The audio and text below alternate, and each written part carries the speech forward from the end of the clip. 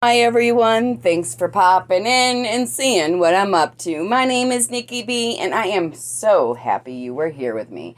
Let's continue diving into how to live with borderline personality disorder.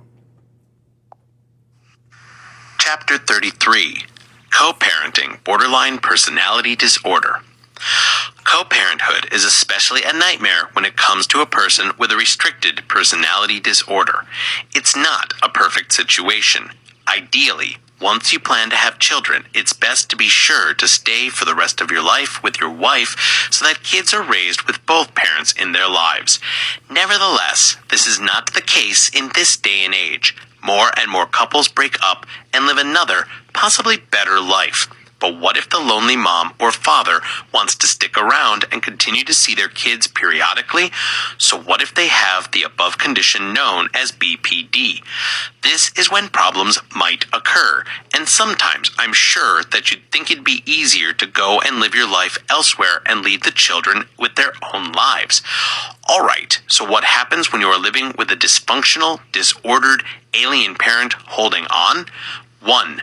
Never suffer before a son. You need to know when to stop a conversation if it starts to get heated, when you need to get away from a parent who has a borderline personality disorder, and when you have to call the police. 2. When circumstances become difficult or volatile when children exchange, you must realize that it is necessary to get out of the situation completely. Do what it takes to prevent your child from seeing the parent again. After all, affection for the child can be more than adequate from one parent. 3. Nonetheless, you never have to remember the parent's bad mouth before your son. 4.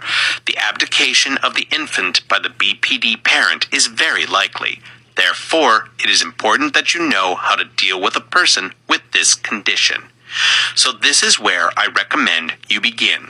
Find good sources of information, number 1, then find good treatment options and good support with that information. Start with research first. Okay, that's the first thing I'll tell you about research. Beware of what you read on the internet. There are some people out there who, in my opinion, are not supportive in their approach to any of us. We are together, and there are many empirical evidence and supportive suggestions to reflect on for our healing. In short, I'll tell you to save you a lot of time what the current thinking is about diagnosis.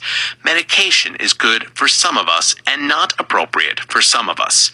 It's important for all of us, and if your counselor doesn't know how to treat BPD, she might do more harm than good. So find someone who cares about your condition.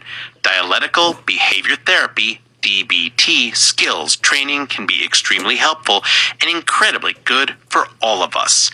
Many topics you know are how your feelings can be efficiently controlled and how black and white thought can be prevented.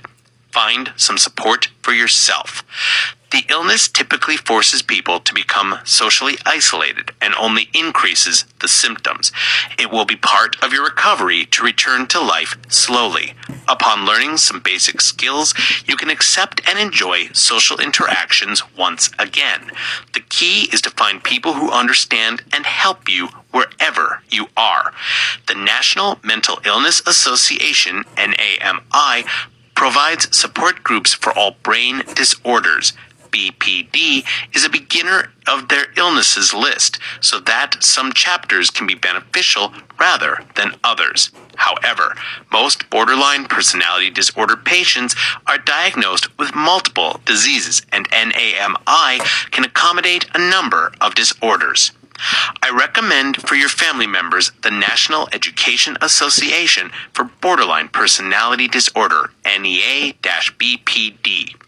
We are a knowledgeable, enthusiastic, and supportive organization that provides the Family Connections course at an unbeatable price. This class helps people you like to appreciate their disability and teaches you skills in your relationship more effectively. 34. Divorcing someone who suffers borderline personality disorder. Mentally ill are some of the most emotionally abusive marriages and painful divorces. One of the most difficult of these psychiatric diseases is borderline personality disorder, BPD. Comportments can range from extreme violence to subtle emotional blackmail and projection patterns. Therefore, most boarders tend to live in denial, avoiding constantly their own feelings of loneliness, uncertainty, rage, deceit, and fear, which often emerge from an abusive childhood. It is difficult to treat or support someone if they don't want to confront their own violence, the abuse they have suffered, or the abuse they themselves are committing. Borderline identification as acting in and acting out. Not all boundaries are aimed at hurting others. Some are so obsessed with their own internal demons that they are stuck in a world of substance abuse, depression, and self-hatred that most people may track child abuse or neglect. They are often referred to as the type of acting. If this is your life's kind of borderline, consider yourself lucky. This is because they both understand and concentrate on their own issues more often and are less likely to focus on devastation in a futile attempt to describe themselves as deserving people who need help.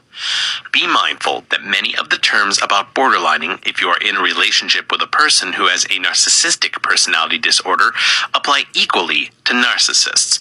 Blaming relationships with people with BPD will leave them depressed and helpless because they are often blamed for all issues, even things they did not. Perhaps such guilt is a form of projection used to prevent the borderline from doing the same exact thing she or he accuses the partner of doing. Your borderline may be important, for instance, but you can be assured that you are being charged with affairs even if you have never had one, long before he or she admits to them. You may find that many of your friends and family have learned about your fictional affairs long before you even know that your other person lies far and wide about you. Most people are going to refuse to believe the facts as you try to explain what actually happens, because they hear so many myths that they cannot accept that they are all incorrect. The unhealthy inclination of the borderline to project or assign negative feelings, attitudes, and perceived negative characteristics to others typically stems from its own sense of self-hate and self-criticism. In order to mitigate and avoid the reality of their own private hell, normally embedded in an abusive childhood, then they transfer themselves to others' feelings of self-hate and insufficiency.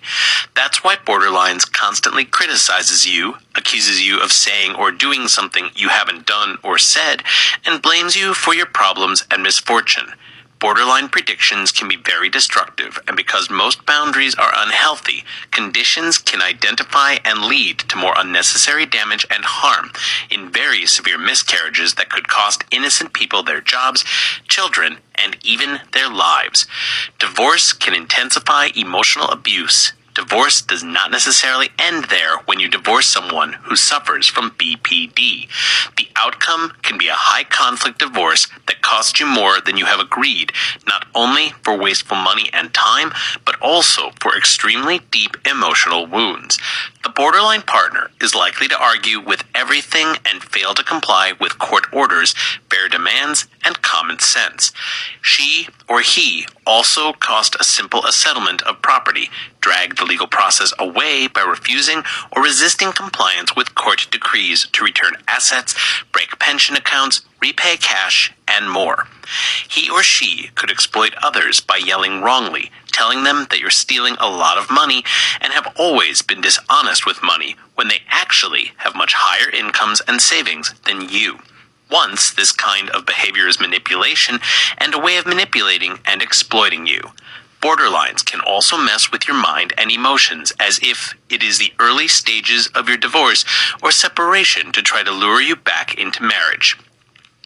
Make sure you set your limits and are ready to stand up to your boundaries. Borderline conduct varies unpredictably. You can call for 1 week and talk for hours. You can ban all contact next week. This is no doubt quite stressful, so you must have had good legal counsel, preferably a lawyer who is experienced and has a knowledge of what drives high-conflict divorces, and a supportive network of family and friends you can trust. Particularly, do do your best to get out of the situation. If you have tried to communicate politely with your borderline and they remain unresponsive, do not underestimate that you send out more messages that you might not have received the others you sent. If not, the borderline could distort the truth and accuse you of stalking and harassment. And that's where we're stopping quite deep today. Thanks for popping in and hanging out with me and listening to Borderline Personality Disorder, the complete guide to BPD. Tools, techniques, control your emotions, anger, and depression. This is Nikki B signing off. And if no one's told you today, you are loved and you are great. Continue on this wonderful life. Be kind to one another. Life is way too short. Bye-bye.